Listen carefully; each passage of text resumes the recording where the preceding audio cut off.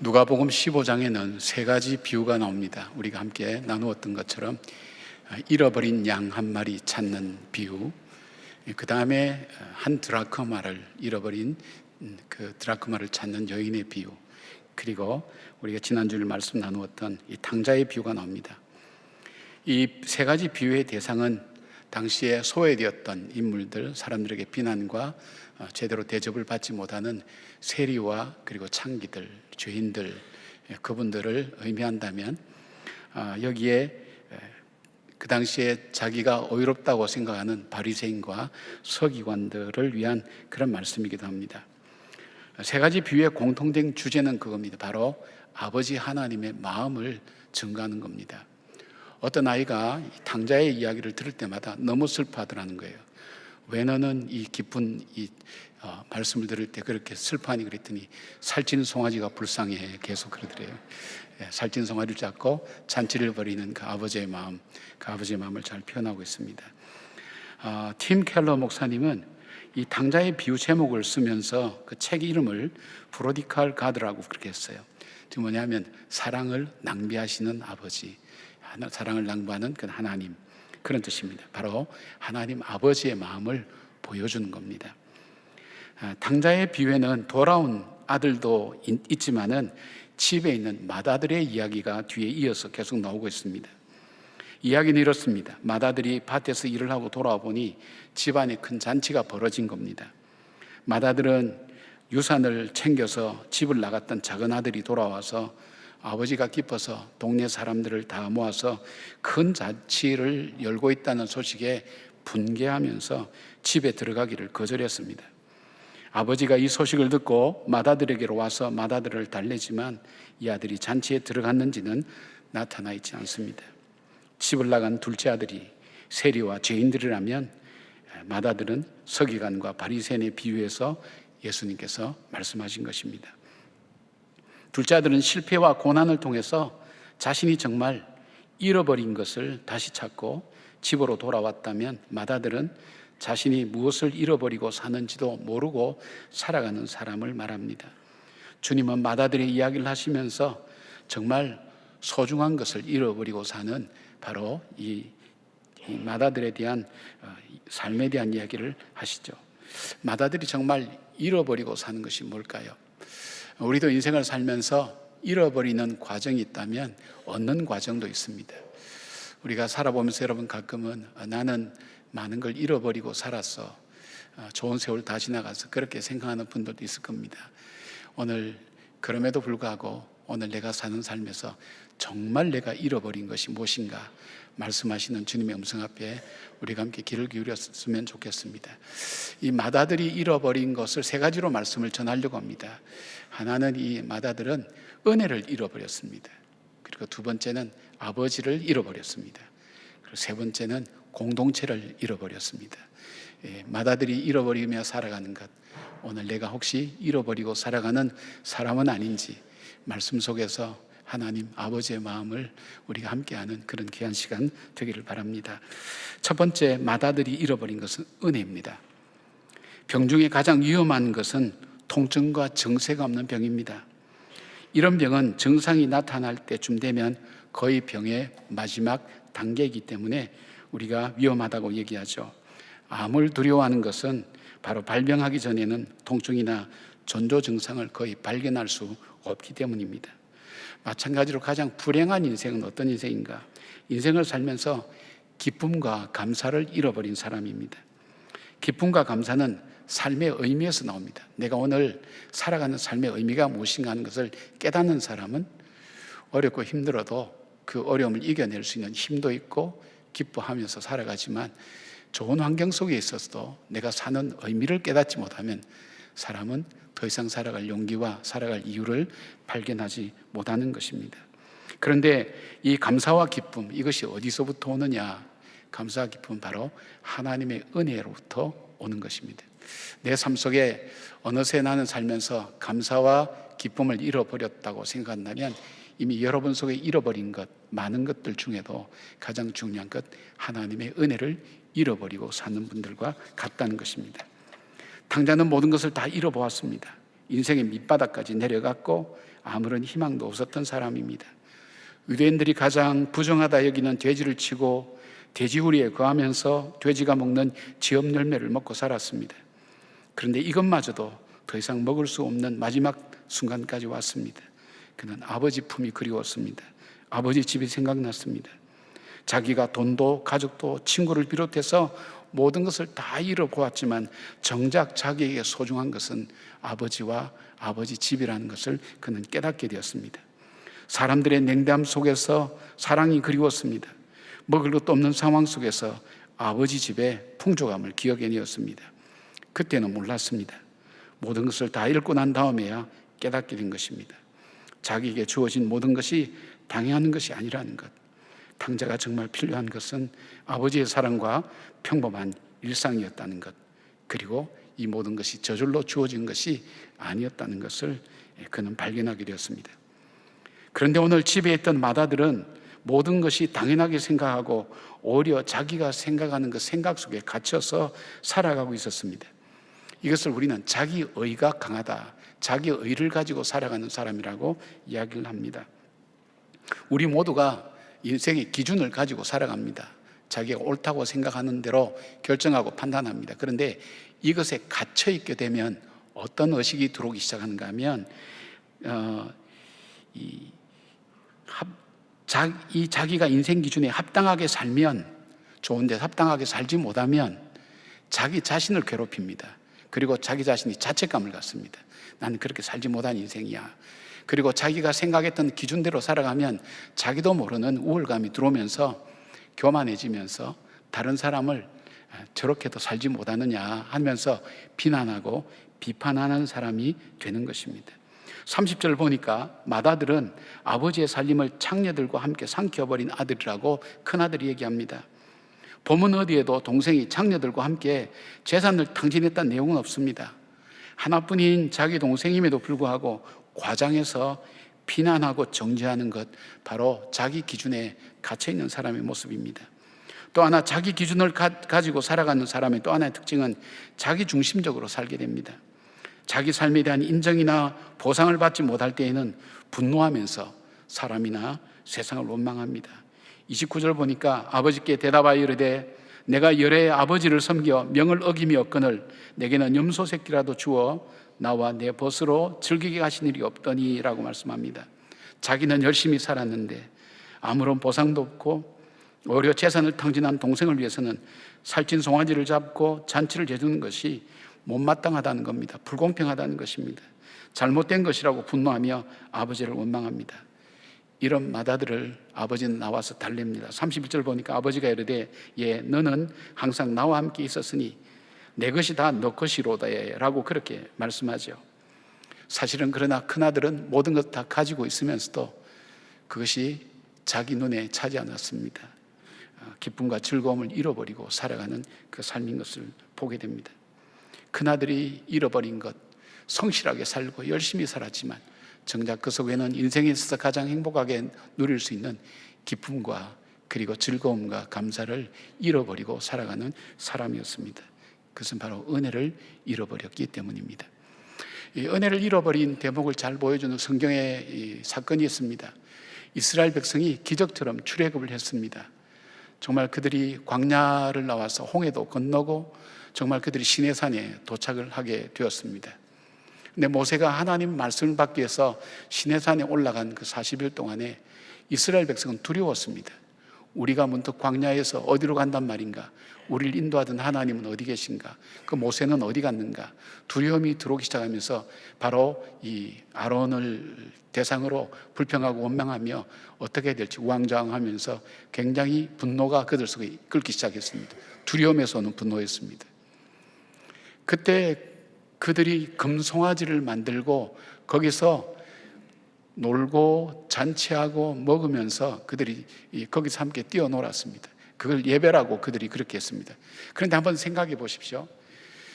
지금 그들이 오늘 아침에 뭘 먹고 나왔습니까? 하나님이 주신 만나를 먹고 나왔습니다. 만약 이들이 먹지 못해서 배고파서 엎드렸다면 죄를 지을 수도 없습니다. 그러나 하나님이 주신 만나를 먹고 오늘 나와서 죄를 짓고 있는 겁니다. 그리고 또 하나 볼 수 있는 것은 이들이 이렇게 금송아지를 만들었죠. 이들이 금이 어디서 났을까요? 노예로 430년간 살았는데 금이 없어요. 그런데 이들이 금은 하나님께서 이스라엘 백성들에게 은혜를 주셔서 그 애굽 사람의 은혜를 입어서 금을 갖고 나오도록 해주었습니다. 하나님이 주신 선물입니다. 하나님 주신 선물 가지고 우상 만드는, 금송아지 만드는 데 사용했습니다. 그리고 또 하나, 광야는 낮에는 떼약빛이 내려 쪼여서 뜨거워서 못 견디고요, 밤에는 어둡고 추워서 견딜 수 없는데 지금 하나님의 푸른 기둥과 불기둥이 그들을 비추고 있는, 그들이 오늘 생존하고 존재할 수 있는 그 은혜가 바로 그들 가운데 있는데 그들은 하나님을 보지 못한다고, 그리고 어디로 가야 될지 알지 못한다고, 감사하지 못하고 오히려 불평하고 원망하는 이스라엘 백성들을 바라봅니다. 혹시 저와 여러분이 그런 사람 아닙니까?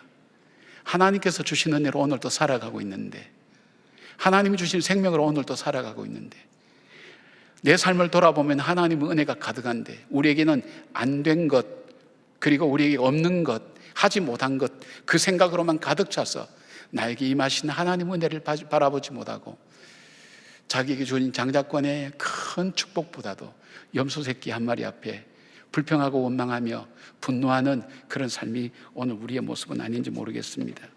사랑하는 여러분, 절대 한계를 가진 내 인생 기준을 가지고 완벽한 것처럼 여기면서 자신과 남을 평가하며 살고 있지는 않습니까? 여러분 속에 참된 기쁨과 감사가 있습니까? 삶의 의미를 느끼고 계십니까? 그럴 이유를 한번 생각해 보셨습니까? 열심히 사는데도 돌아오는 것이 없는 세상을 원망하고 있지는 않습니까? 그렇다면 여러분이 잃어버린 것 중에 많은 것이 있을지 모르지만 정말 귀중한 것, 하나님의 은혜를 잃어버린 것입니다. 마다들과 탕자는 모든 것을 당연하게 여기면서 자신에게 주어진 것이 선물로 주어진 것임을 몰랐습니다. 그러나 탕자는 깨닫고 기쁨과 감사를 회복하지만 큰아들은 아버지가 달래는 것으로 이야기는 마무리됩니다. 왜일까요? 어쩌면 비유에 나오는 마다들처럼 나의 삶의 기쁨과 감사를 잃어버리고 우리는 살아가고 있지 않는가요? 기쁨과 감사가 없다는 것은 나도 모르게 내 영혼이 병들어 간다는 것을 하나님께서 우리에게 일깨워 주시는 말씀입니다. 여러분, 기쁨과 감사의 근원 되시는 하나님의 은혜를 사모하시기를 바랍니다. 그리고 삶을 통해 기쁨과 감사를 회복하는 여러분들 되시길 바랍니다. 두 번째로 마다들이 잃어버린 것은 아버지였습니다.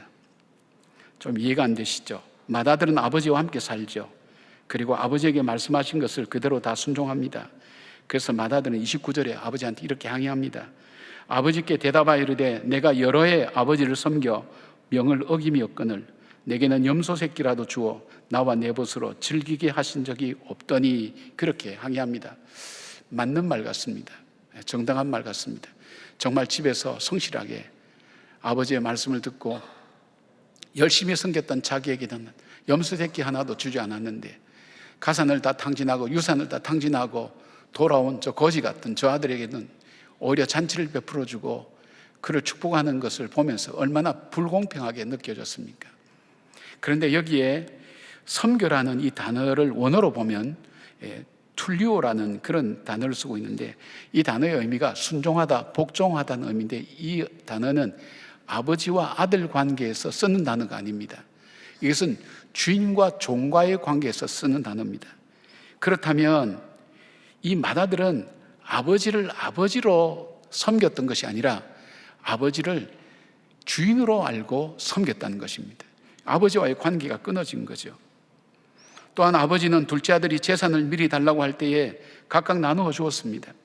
우리가 흔히 탕자에게만 재산을 나누어 줬다고 생각할 수 있는데 12절 말씀 보면 아버지가 그 살림을 각각 나누어 줬다고 했습니다. 장자에게는 3분의 2, 그리고 차자에게는 3분의 1, 그렇게 나누어 줬습니다.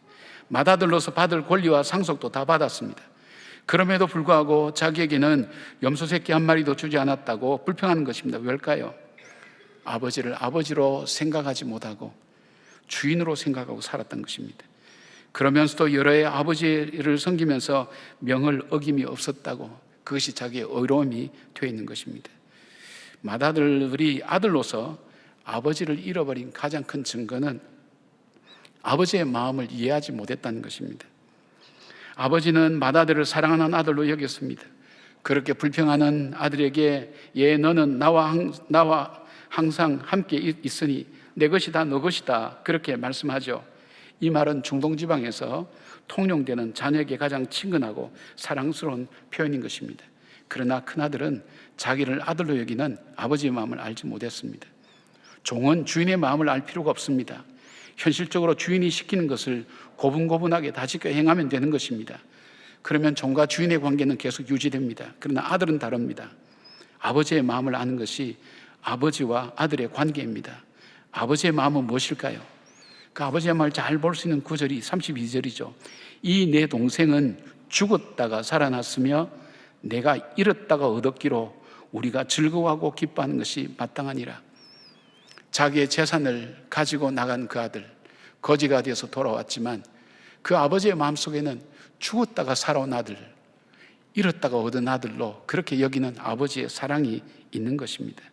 다시 찾은 아버지의 기쁨을 여러분 생각해 보셨나요? 길을 가다 보면 종족 현수막을 볼 수가 있습니다.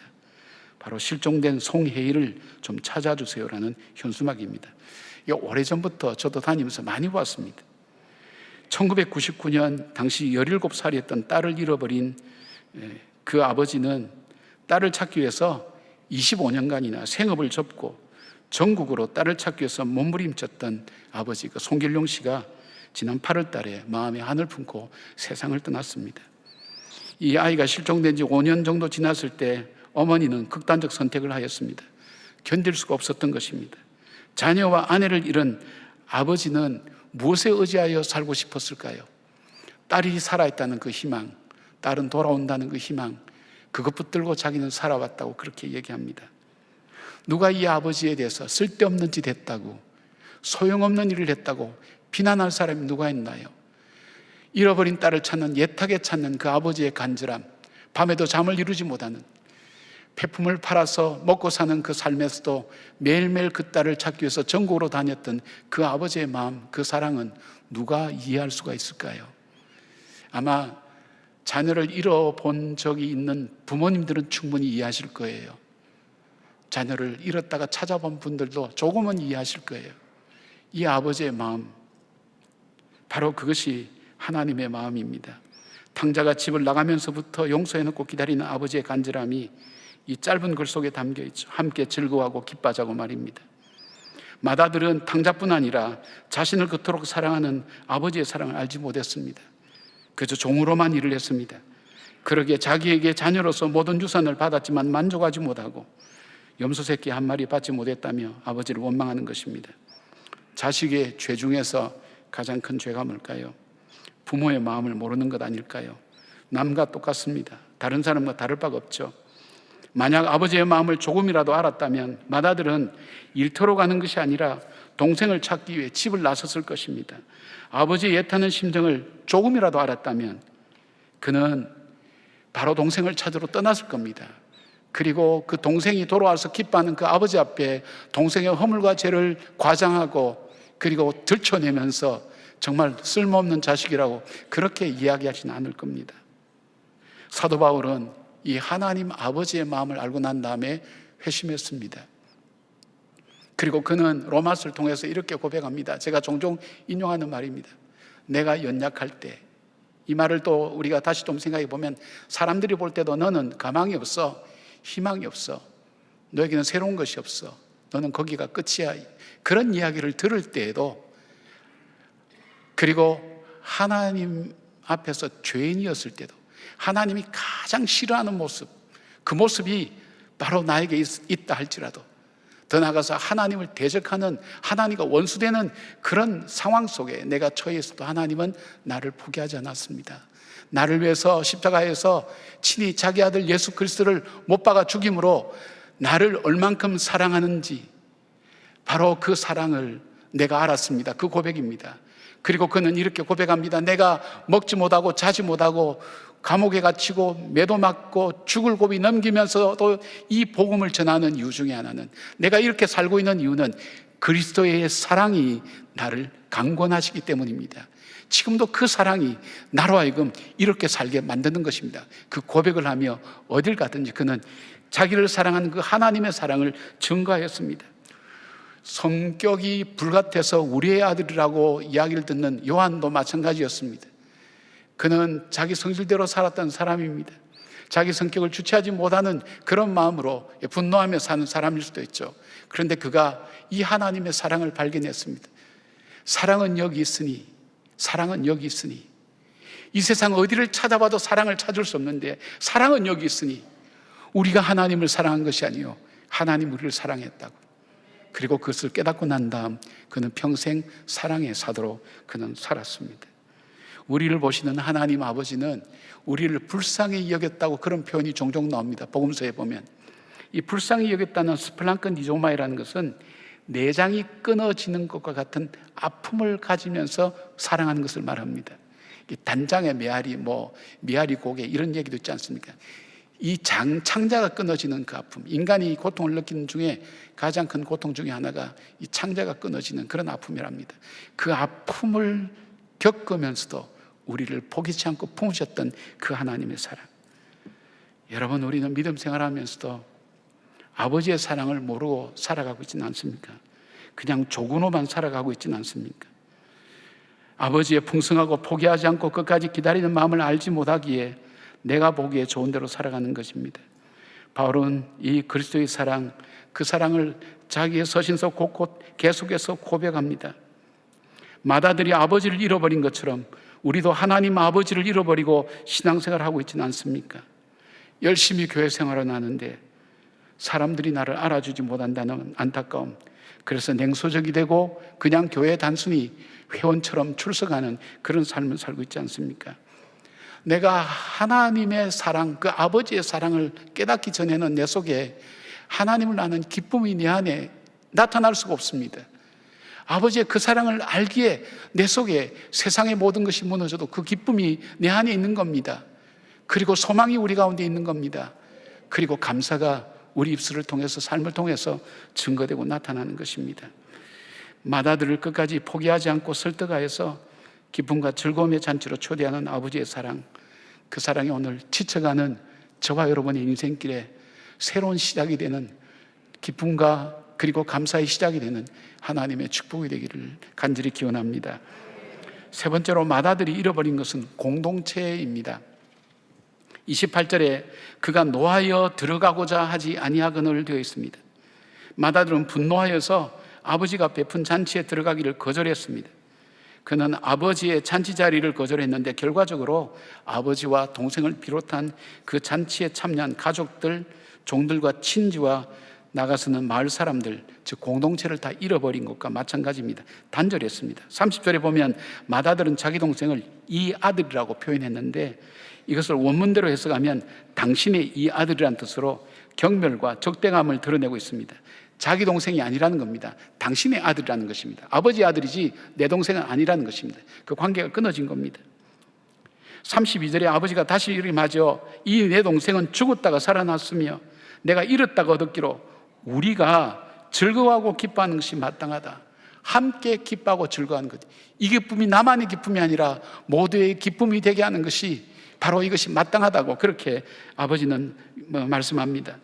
아버지는 죽음에서 돌아온 것과 마찬가지인 자기 작은 아들을 위해서 자기 집안의 가족과 종들과 온 마을 사람들을 초청해서 기쁨의 잔치를 열었습니다. 이 자리는 은혜의 자리입니다. 마다들 또한 함께 영광을 누릴 수 있는 자리입니다. 그러나 마다들은 이 잔치의 의미를 알지 못했습니다. 아버지의 그 마음을 몰랐습니다. 뿐만 아니라 자기를 위하여 예비된 장자의 축복과 책임을 걷어차고 아버지의 계획과 뜻을 저버렸습니다. 염소 새끼 한 마리가 자기의 미래의 축복보다도 더 크게 보였던 것입니다. 마치 눈앞에 팥죽 한 그릇 때문에 장자의 권리를 포기했던 에서와 마찬가지입니다.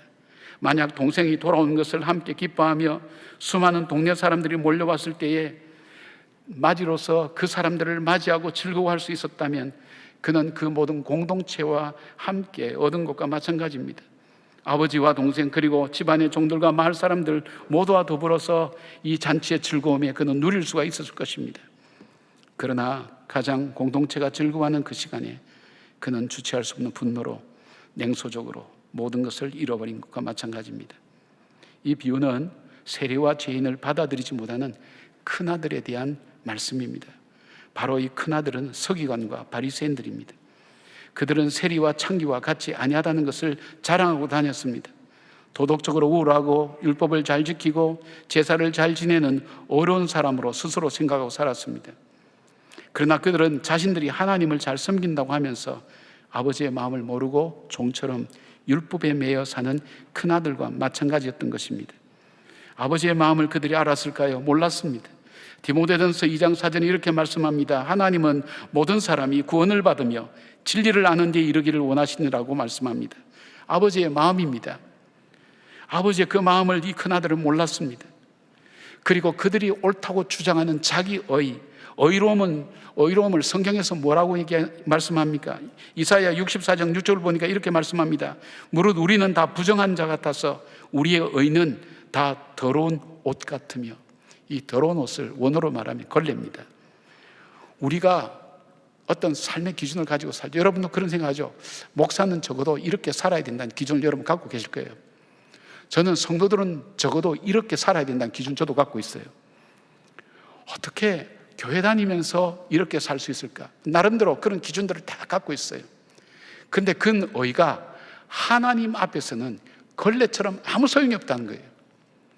단지 드러난 죄, 드러나지 않는 죄, 표현되지 않는 죄, 표현한 죄, 그 차이입니다. 50보 100보라는 거예요. 하나님께서 보실 때는 다 똑같다는 거예요. 우리가 그 의 때문에 분노하고 의 때문에 사람을 정죄하고 미워하는 것, 하나님 보시기에 그건 아무것도 아니라는 거예요. 똑같다는 거예요. 우리는 똑같다는 거예요. 여러분, 서기관과 바리새인들이 자기들의 생각과 삶이 하나님 말씀을 가장 잘 지킨다고 생각하면서 그렇게 살지 못하는 세리와 창기 그리고 죄인들을 정죄하며 가까이 하지 않았습니다. 그들은 하나님의 은혜를 잃어버린 사람이었습니다. 그들은 아버지를 잃어버린 사람입니다. 더 나아가서 그는 공동체를 잃어버린 사람입니다. 여러분, 누가복음은 누가가 사도행전과 함께 썼기 때문에 교회의 역사를 쓰기 때문에 항상 이 잔치 공동체라는 표현이 많이 나옵니다. 이 공동체는 교회 공동체를 의미하고 염두에 두고 쓴 단어입니다. 잔치는 전국 잔치를 의미하고 쓴 단어입니다. 그렇다면 이 아들은 바로 교회 공동체 속에서 자기 혼자 맏아들로 살아가는 바로 그 사람들, 율법을 잘 지키고 신앙생활도 잘한다고 생각하지만 사실은 아버지를 누리지 못하는, 아버지를 알면서 오는 그 사랑에서 오는 기쁨과 감사가 없는 바로 그런 삶, 냉랭하고 그냥 몸만 여기에 와 있는, 그냥 껍데기만 움직이는 그런 것처럼 살아가는 삶 속에 역동성이 없어요. 생명력이 없어요. 기쁨이 없어요. 정말 진정한 사랑과 헌신의 마음이 없게 하루하루 메마르게 살아가는 바로 그런 사람들을 주님은 말씀하는 것입니다. 사랑하는 여러분, 오늘 이 자리에 있는 여러분들은 돌아온 탕자보다 집에 있는 탕자는 아닌지요? 하나님을 안다고 하지만은 내가 만든 하나님을 믿고 계시지는 않는지요? 하나님 뜻을 따라 열심히 섬긴다고 하지만 맏아들처럼 율법과 형식에 매여 살면서 하나님 아버지를 잘 모르고 살아가고 있지는 않는지요? 이런 분들의 공통적인 특징이 기쁨과 즐거움이 없습니다. 헌신과 희생이 없습니다. 열정도 없습니다. 아버지를 아버지로 알지 못할 때, 공동체의 소중함을 알지 못할 때, 그리고 은혜를 잃어버렸을 때 결정적인 것이 우리 삶의 가장 활력이 되는 바로 감사와 기쁨을 상실하며 살아갑니다. 여러분 혹시 그런 분 아니신가요? 아직 아버지를 잘 모르는 겁니다. 하나님을 잘 모르는 겁니다. 이 교회 공동체의 이 사랑이, 이 공동체가 얼만큼 귀중하고 아름다운지를 우리는 아직도 발견하지 못하고 있는 겁니다. 무엇보다도 하나님의 은혜를 우리는 잃어버리고 살아가는 사람입니다. 사랑하는 여러분, 오늘 저녁 예배는 주님께로 새롭게 돌아온 53명의 영혼들이 세례를 받는 날입니다. 우리가 영상을 통해서 본 것처럼 다 사연이 있습니다. 사람이 자기가 살아왔던 삶에서 새로운 변화를 일으킬 때 거기에는 그 변화를 일으킬 만한 엄청난 사연들이 그 속에는 다 있습니다. 한 분 한 분들이 얼만큼 귀한지 모릅니다. 그래서 오늘은 하나님께서 잔치를 여시고 축복하시는, 그리고 기뻐하는 그런 잔치를 씁니다. 그리고 이 잔치에는 성찬식이 있습니다. 우리가 하나님의 한 형제 자매다는 것, 그리스도 안에서 한 형제 자매됨의 그 기쁨, 서로가 힘들 때 서로 붙들어주고 함께하고 도와주고 기도하는 바로 그 공동체라는 것, 그것을 함께 깨닫고 함께 나누며 주께서 우리에게 주신 한 소망, 그 소망을 다시 붙들고 낙담하지 않고 서로가 힘내어서 함께 살아가고 믿음 생활하자는 그 공동체의 나눔과 기쁨이 오늘 저녁에 이루어진 성찬식과 입교 세례 예식입니다. 사랑하는 여러분, 어떻게 하시겠습니까? 주님께로 돌아온 사람들을 진심으로 환영하며, 돌아온 탕자 그 자기 동생을 환영하며 기쁨으로 그 잔치 자리에 들어가시겠습니까? 아니면 저녁에 다른 시간을 보내면서 지내시겠습니까? 그리고 나에게 주신 이 교회 공동체의 소중함을 다시 기억하며 함께 기도하며 믿음으로 성찬식에 참여하시겠습니까? 아니면 그냥 마다들처럼 홀로 그렇게 공동체에서 소외되며 사시겠습니까? 마다들의 이야기는 결론을 하나님 내리지 않았습니다. 주님은 비유 속에 마다들의 결정이 어떻게 됐는지를 다루고 있지 않습니다. 왜냐하면 오늘 주님께서 그 마다들의 결정을 우리에게 남겨준 것입니다. 사랑하는 여러분, 우리는 많은 것을 잃어버리고 사는 세상입니다. 우리 삶 자체가 그렇습니다. 그러나 우리가 잃어버리지 말아야 될 것이 있다면 마지막까지 하나님의 그 은혜입니다. 은혜의식입니다. 그리고 하나님 아버지입니다. 그 하나님이 아버지라는 것, 나의 아버지라는 것. 하나님의 아버지라고 생각하면 벌벌 떠는 사람도 있어요. 세상에 아버지를 잘못 경험한 사람들은 아버지라는 표현을 안 해요. 주기도문 하는데 하늘에 계신 우리 하면서 아버지를 안 하더라니까요. 만약 하나님이 우리 아버지와 같다면 난 예수 안 믿어야 하는 사람 봤어요.